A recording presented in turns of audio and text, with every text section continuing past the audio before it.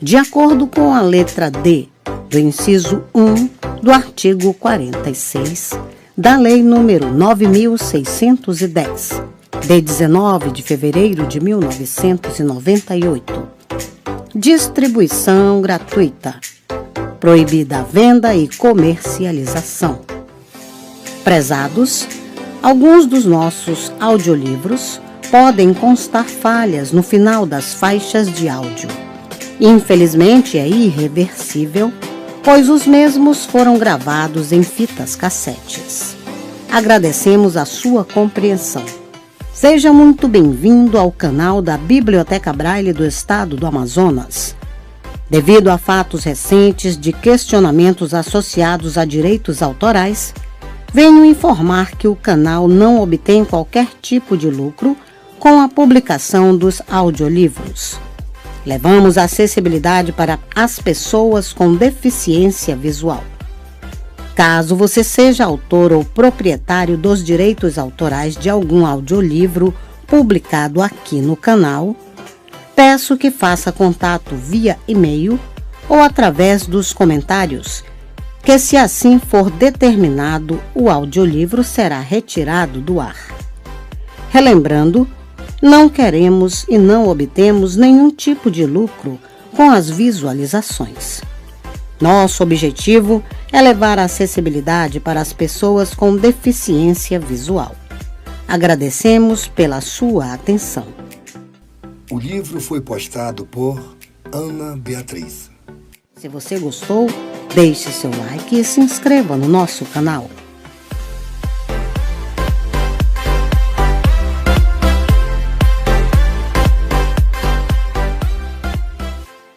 Esta é uma gravação da Audioteca Kate Hyman da Shalom, Liga Israelita do Brasil. Dedicada ao deficiente visual, não pode ser utilizada para fins comerciais, de acordo com a Lei nº 9.610, de 19 de fevereiro de 1998. A Causa Secreta, de Machado de Assis. Kozak e Naif, editora, 2004. Locução de Beth Gabani. Garcia, em pé, mirava e estalava as unhas. Fortunato, na cadeira de balanço, olhava para o teto. Maria Luísa, perto da janela, concluía um trabalho de agulha. Havia já 5 minutos que nenhum deles dizia nada. Tinham falado do dia, que estivera excelente, de Catumbi, onde morava o casal Fortunato, e de uma casa de saúde que adiante se explicará. Como os 3 personagens aqui presentes estão agora mortos e enterrados, tempo é de contar a história sem rebuço. Tinham falado também de outra coisa além daquelas 3, coisa tão feia e grave que não lhes deixou muito gosto para tratar do dia, do bairro e da casa de saúde. Toda a conversação a este respeito foi constrangida. Agora mesmo, os dedos de Maria Luísa parecem ainda trêmulos, ao passo que há no rosto de Garcia uma expressão de severidade que lhe não é habitual. Em verdade, o que se passou foi de tal natureza que, para fazê-lo entender, é preciso remontar à origem da situação. Garcia tinha se formado em medicina no ano anterior, 1861. No de 1860, estando ainda na escola, encontrou-se com Fortunato, pela primeira vez à porta da Santa Casa. Entrava quando o outro saía. Fez-lhe impressão a figura, mas ainda assim tê-la-ia esquecido se não fosse o segundo encontro, poucos dias depois. Morava na rua de Dom Manuel. Uma de suas raras distrações era ir ao Teatro de São Januário, que ficava perto, entre essa rua e a praia. Ia 1 ou 2 vezes por mês e nunca achava acima de 40 pessoas. Só os mais intrépidos ousavam estender os passos até aquele recanto da cidade. Uma noite, estando nas cadeiras, apareceu ali Fortunato e sentou-se ao pé dele. A peça era um dramalhão, cozido a facadas, ouriçado de imprecações e remorsos. Mas Fortunato ouviu-a com singular interesse. Nos lances dolorosos, a atenção dele redobrava. Os olhos iam avidamente de um personagem a outro, a tal ponto que o estudante suspeitou haver na peça reminiscências pessoais do vizinho. No fim do drama veio uma farsa, mas Fortunato não esperou por ela e saiu. Garcia saiu atrás dele. Fortunato foi pelo Beco do Cotovelo, Rua de São José, até o Largo da Carioca. Ia devagar, cabisbaixo, parando às vezes para dar uma bengalada em algum cão que dormia. O cão ficava ganindo e ele ia andando. No Largo da Carioca, entrou num tílburi e seguiu para os lados da Praça da Constituição. Garcia voltou para casa sem saber mais nada. Decorreram algumas semanas. Uma noite eram 9 horas. Estava em casa quando ouviu rumor de vozes na escada. Desceu logo do sótão onde morava, ao primeiro andar, onde vivia um empregado do arsenal de guerra. Era este que alguns homens conduziam escada acima ensanguentado. O preto que o servia acudiu a abrir a porta. O homem gemia, as vozes eram confusas, a luz pouca.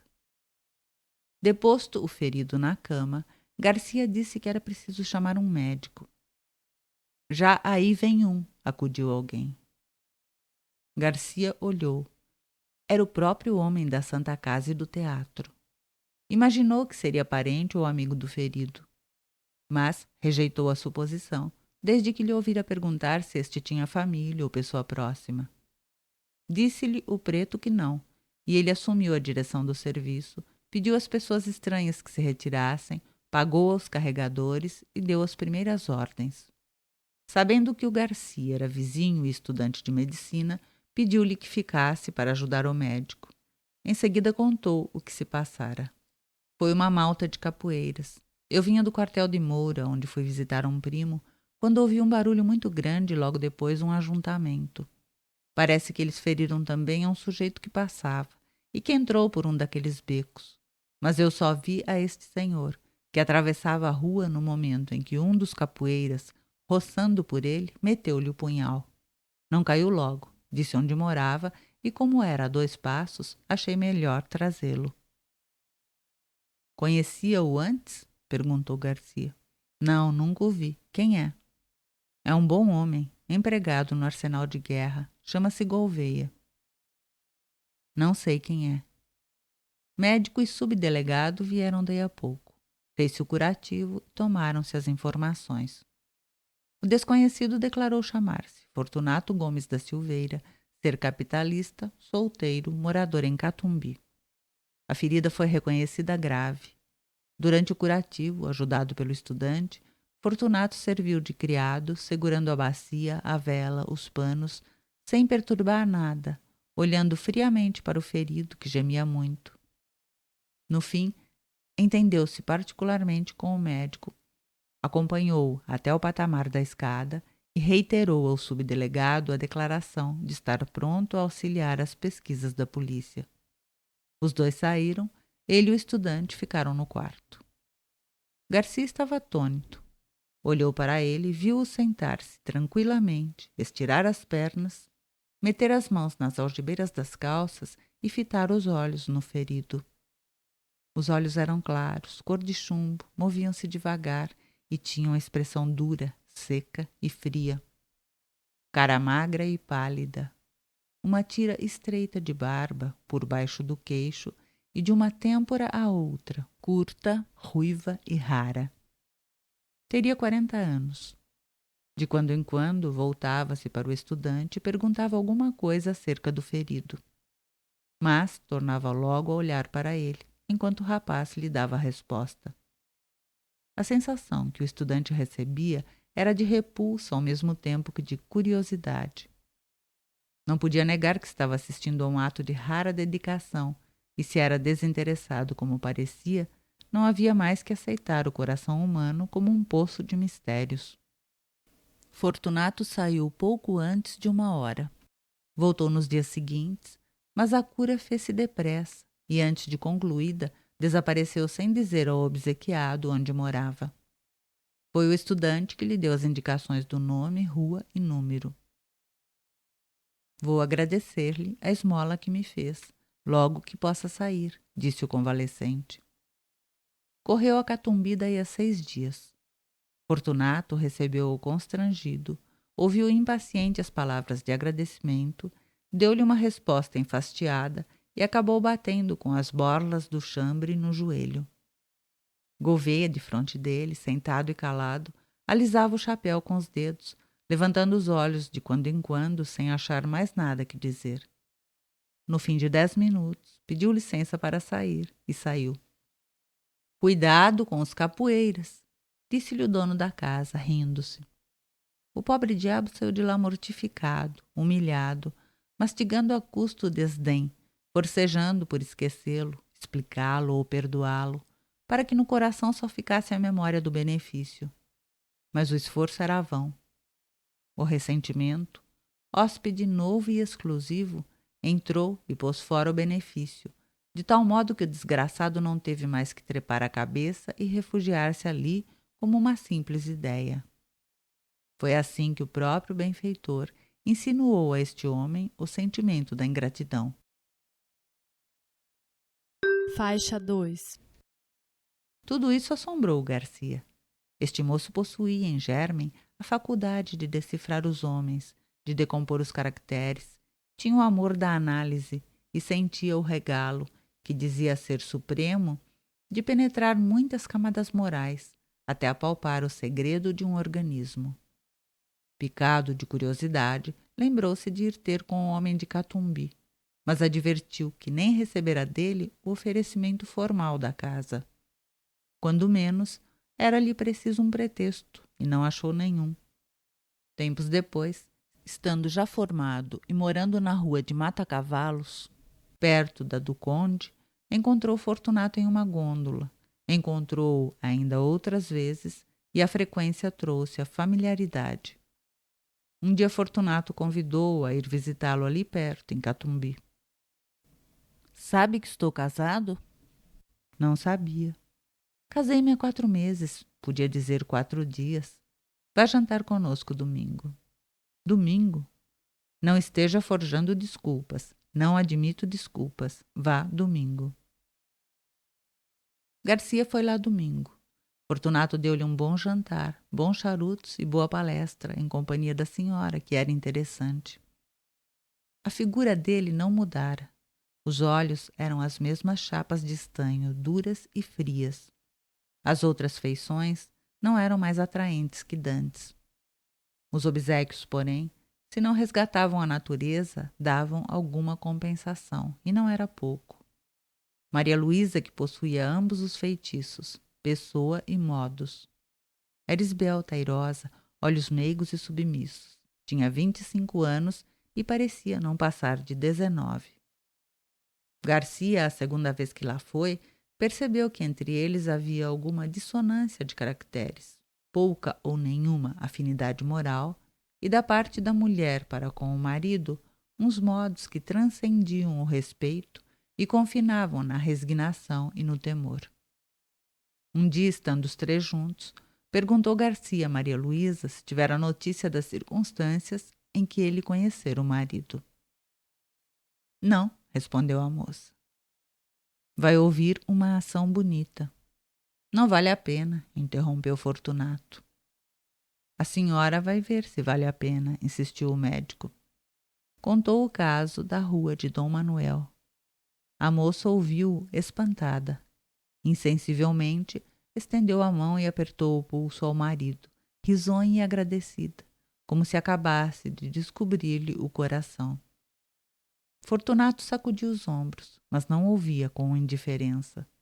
No fim, contou ele próprio a visita que o ferido lhe fez, com todos os pormenores da figura, dos gestos, das palavras atadas, dos silêncios, em suma, um estúrdio. E ria muito ao contá-la.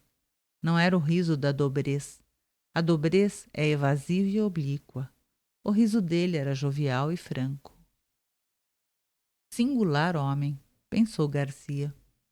Maria Luísa ficou desconsolada com a zombaria do marido, mas o médico restituiu-lhe a satisfação anterior, voltando a referir a dedicação deste e as suas raras qualidades de enfermeiro. Tão bom enfermeiro, concluiu ele, que se algum dia fundar uma casa de saúde, irei convidá-lo. Valeu? Perguntou Fortunato. Valeu o quê? Vamos fundar uma casa de saúde? Não valeu nada, estou brincando. Podia-se fazer alguma coisa. E para o senhor que começa a clínica, acho que seria bem bom. Tenho justamente uma casa que vai vagar e serve.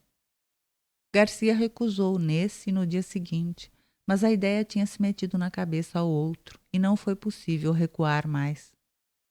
Na verdade, era uma boa estreia para ele e podia vir a ser um bom negócio para ambos. Aceitou finalmente, daí a dias, e foi uma desilusão para Maria Luísa. Criatura nervosa e frágil, padecia só com a ideia de que o marido tivesse de viver em contato com enfermidades humanas, mas não ousou opor-se-lhe e curvou a cabeça. O plano fez-se e cumpriu-se depressa. Verdade é que Fortunato não curou de mais nada, nem então, nem depois. Aberta a casa, foi ele o próprio administrador e chefe de enfermeiros. Examinava tudo, ordenava tudo, compras e caldos, drogas e contas. Garcia pôde então observar que a dedicação ao ferido da rua Dom Manuel não era um caso fortuito, mas assentava na própria natureza deste homem. Via-o servir como nenhum dos fâmulos. Não recuava diante de nada, não conhecia moléstia aflitiva ou repelente, e estava sempre pronto para tudo, a qualquer hora do dia ou da noite. Toda a gente pasmava e aplaudia. Fortunato estudava, acompanhava as operações e nenhum outro curava os cáusticos. Tenho muita fé nos cáusticos, dizia ele. A comunhão dos interesses apertou os laços da intimidade. Garcia tornou-se familiar na casa. Ali jantava quase todos os dias. Ali observava a pessoa e a vida de Maria Luísa, cuja solidão moral era evidente. E a solidão como que lhe duplicava o encanto. Garcia começou a sentir que alguma coisa o agitava quando ela aparecia, quando falava, quando trabalhava, calada, ao canto da janela, ou tocava ao piano umas músicas tristes. Manso e manso, entrou-lhe o amor no coração. Quando deu por ele, quis expeli-lo, para que entre ele e Fortunato não houvesse outro laço que o da amizade, mas não pôde. Pôde apenas trancá-lo. Maria Luísa compreendeu ambas as coisas, a afeição e o silêncio, mas não se deu por achada. No começo de outubro deu-se um incidente que desvendou ainda mais aos olhos do médico a situação da moça. Fortunato metera-se a estudar anatomia e fisiologia e ocupava-se nas horas vagas em rasgar e envenenar gatos e cães. Como os guinchos dos animais atordoavam os doentes, mudou o laboratório para casa e a mulher, com pleição nervosa, teve de os sofrer. Um dia, porém, não podendo mais, foi ter com o médico e pediu-lhe que, como coisa sua, alcançasse do marido a cessação de tais experiências. Mas a senhora mesma... Maria Luísa acudiu sorrindo. Ele naturalmente achará que sou criança. O que eu queria é que o senhor, como médico, lhe dissesse que isso me faz mal, e creia que faz. Garcia alcançou prontamente que o outro acabasse com tais estudos. Se os foi fazer em outra parte, ninguém o soube, mas pode ser que sim. Maria Luísa agradeceu ao médico, tanto por ela como pelos animais, que não podia ver padecer. Tossia de quando em quando. Garcia perguntou-lhe se tinha alguma coisa. Ela respondeu que nada. Deixe ver o pulso. Não tenho nada. Não deu o pulso e retirou-se. Garcia ficou apreensivo. Cuidava, ao contrário, que ela podia ter alguma coisa, que era preciso observá-la e avisar o marido em tempo. 2 dias depois, exatamente o dia em que os vemos agora, Garcia foi lá jantar. Na sala disseram-lhe que Fortunato estava no gabinete e ele caminhou para ali. Ia chegando à porta no momento em que Maria Luísa saía aflita. — Que é? — perguntou-lhe. — O rato! O rato! — exclamou a moça sufocada e afastando-se. Garcia lembrou-se que na véspera ouvira o Fortunato queixar-se de um rato, que lhe levara um papel importante, mas estava longe de esperar o que viu. Viu Fortunato sentado à mesa, que havia no centro do gabinete e sobre a qual puseram um prato com espírito de vinho. O líquido flamejava. Entre o polegar e o índice da mão esquerda segurava um barbante, de cuja ponta pendia o rato atado pela cauda. Na direita tinha uma tesoura. No momento em que o Garcia entrou, Fortunato cortava ao rato uma das patas. Em seguida desceu infeliz até a chama, rápido para não matá-lo, e dispôs-se a fazer o mesmo à terceira, pois já lhe havia cortado a primeira. Garcia estacou, horrorizado. Mate-o logo, disse-lhe. Já vai. E com um sorriso único, reflexo de alma satisfeita, alguma coisa que traduzia a delícia íntima das sensações supremas, Fortunato cortou a terceira pata ao rato e fez pela terceira vez o mesmo movimento até a chama. O miserável estorcia-se, guinchando, ensanguentado, chamuscado, e não acabava de morrer. Garcia desviou os olhos. Depois voltou-os novamente e estendeu a mão para impedir que o suplício continuasse, mas não chegou a fazê-lo, porque o diabo do homem impunha medo, com toda aquela serenidade radiosa da fisionomia. Faltava cortar a última pata. Fortunato cortou-a muito devagar, acompanhando a tesoura com os olhos. A pata caiu e ele ficou olhando para o rato meio cadáver. Ao descê-lo pela quarta vez até a chama, deu ainda mais rapidez ao gesto, para salvar, se pudesse, alguns farrapos de vida. Faixa 3. Garcia, de fronte, conseguia dominar a repugnância do espetáculo para fixar a cara do homem.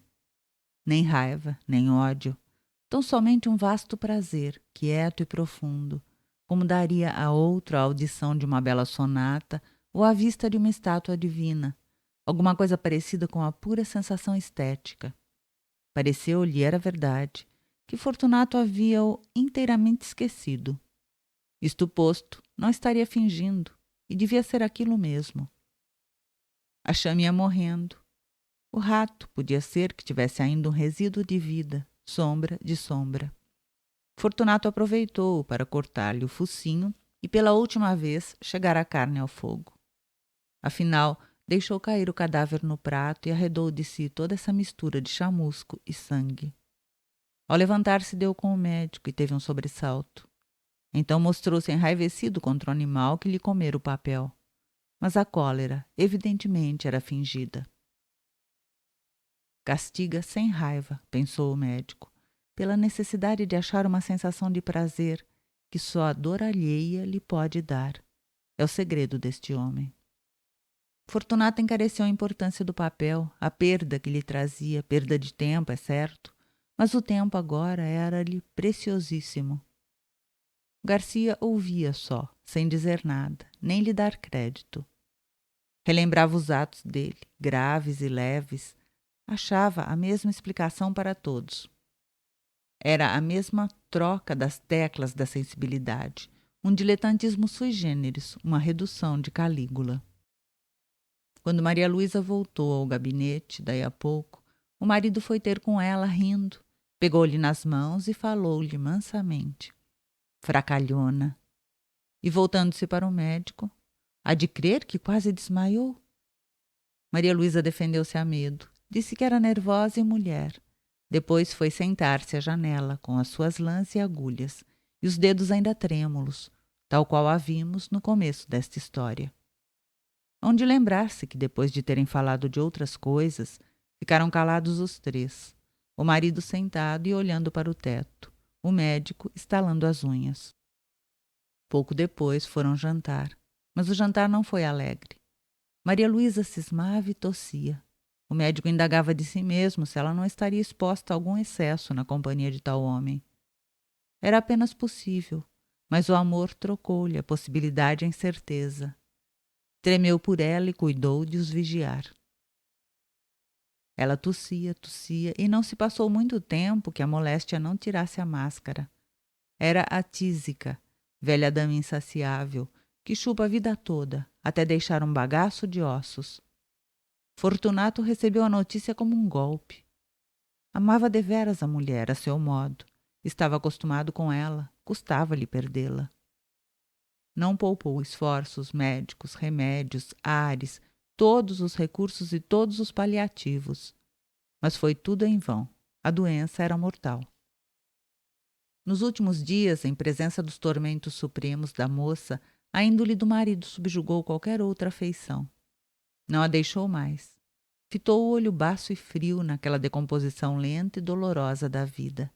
Bebeu uma a uma as aflições da bela criatura, agora magra e transparente, devorada de febre e minada de morte. Egoísmo aspérrimo, faminto de sensações, não lhe perdoou um só minuto de agonia, nem lhe os pagou com uma só lágrima, pública ou íntima. Só quando ela expirou é que ele ficou aturdido.